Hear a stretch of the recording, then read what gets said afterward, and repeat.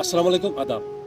গতকালকে মোটরসাইকেল অ্যাক্সিডেন্টে খুলনা বেচে চাকরি করে কোম্পানিতে মার্কেটিংয়ে প্রাইম ফুডস, সেই প্রাইম ফুডসে জগদীশ নামক যেই বাইকটি অ্যাক্সিডেন্ট করে তার মাথা হেলমেট ছিল না এবং সে দ্রুত গতিতে যাচ্ছিল। তা আসলে মোটরসাইকেল অ্যাক্সিডেন্টে আমাদের দেশে হাজার হাজার মানুষ মারা যাচ্ছে প্রত্যেক বছর। তো আসলে যারা মোটরসাইকেল চালান তারা সতর্কভাবে চালাবেন। আপনার জানের নিরাপত্তা আগে, কারণ আপনার উপর ডিপেন্ড করে আপনার ফ্যামিলি এবং আপনার বউ বাচ্চা সবাই। কারণ একটি দুর্ঘটনা সারা জীবনের কান্না। এবং দেখেন, এই প্রত্যেক বছর ঈদে আমাদের দুইটা কুরবানি, একটা কুরবানি হতো, একটা রমজান ঈদ। দূর দূরান্ত যারা চাকরি করেন, কয়েক লক্ষ মানুষ মার্কেটিংয়ে জব করেন বিভিন্ন কোম্পানিতে, তারা বাড়িতে আসা যাওয়া করেন এই মোটরসাইকেল দিয়ে।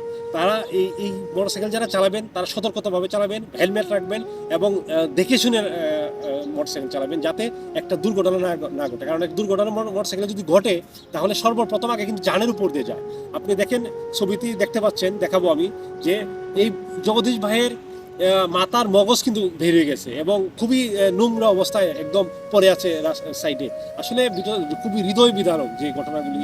আসলে মোটরসাইকেল অ্যাক্সিডেন্ট জানের উপর দিয়ে চলে যায়। আপনারা সতর্কভাবে চালাবেন, হেলমেট, নিজের নিরাপত্তা আগে, কারণ আপনার ফ্যামিলি ডিপেন্ড করে আপনার উপরে, আপনার বউ বাচ্চা ডিপেন্ড করে আপনার উপরে।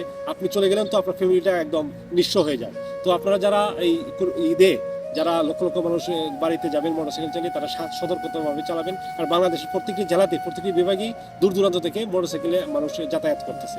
তো তাদেরকে আবারও রিকোয়েস্ট করে বলবো, আপনারা সাবধানে গাড়ি চালান, সাবধানে মোটরসাইকেল চালান। একটি দুর্ঘটনা সারা জীবনের কান্না। আপনার ফ্যামিলি যেন আপনার জন্য মানে অচল না হয়ে যায়, আপনার জন্য কারো কাছে হাত পেতে না হয়, কারো আপনার জন্য যেন কারো মানে অধীনস্থ না হতে হয়। এই নিজের দিকে খেয়াল রেখে গাড়ি চালাবেন। এখান থেকে বিদায় নেব। ভালো থাকবেন, সুস্থ থাকবেন। আসসালামু আলাইকুম।